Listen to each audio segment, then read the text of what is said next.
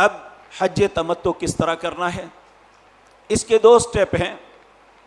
پہلا سٹیپ وہ عمرہ ہے.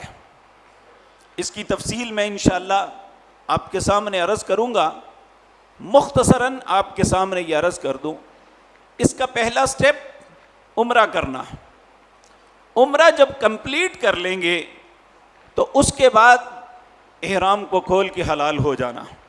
اس کے بعد اپنے معمولات زندگی جیسے بھی بسر کر سکتے ہیں کریں.